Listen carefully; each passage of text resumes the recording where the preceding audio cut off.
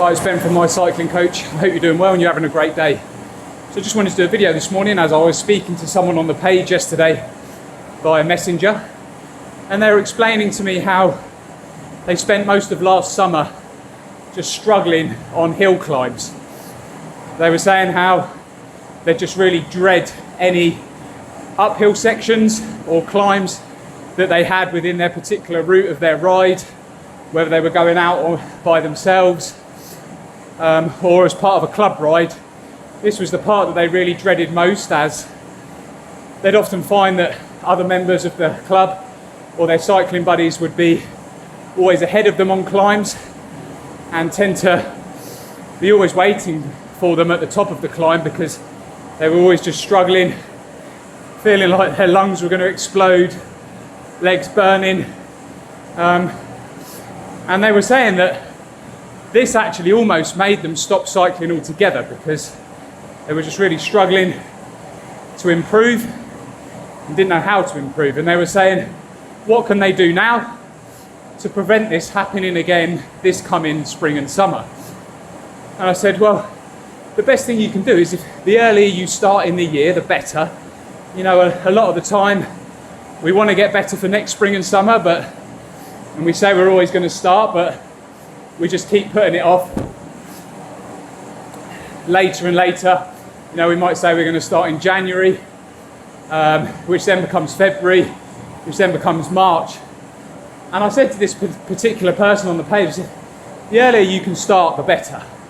You know, it doesn't have to be loads of volume to begin with, but the best thing you can do is just start by doing 2 or 3 structured sessions a week.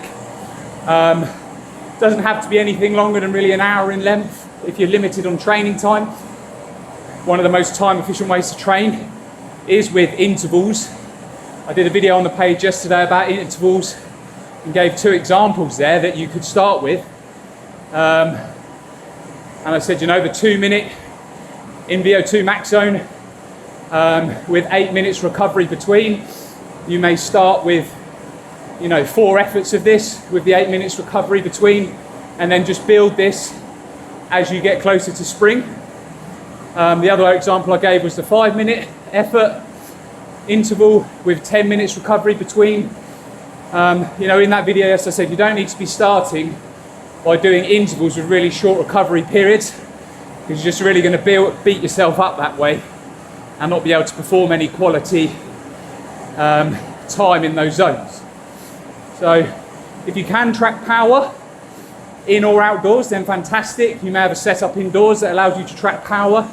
This is really just going to allow you to dial in on those zones, maybe help you perform an FTP test, which will help you identify those zones and where you are at the minute with your fitness and power. But if you can't track power, you can just do this based off of effort. Just do a 2-minute interval and pretty much probably go as hard as you can for that 2 minutes, and then recover and repeat this, and the same with the 5 minutes.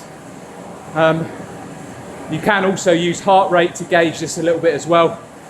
Power is the most accurate option, but there's no reason why you can't do this with just based off of effort and heart rate as well.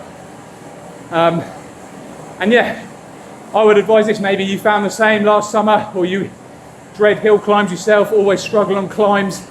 They can be frustrating, but you can really make a huge difference to how successful your climbing, if you like, is going to be this coming summer, by just starting to do a little bit now.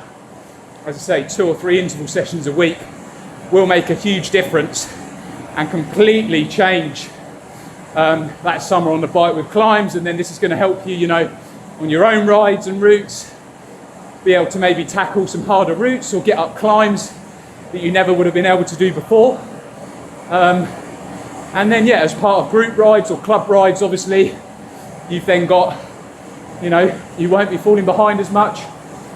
You'll be able to keep up with those guys that were maybe leaving you behind last year, and you never know, you may even be able to start passing them on climbs. So yeah, a little bit about climbing there, guys. How to improve starting now will make a huge difference to having a great spring and summer on the bike this year. If you found this useful, please drop a like on the post.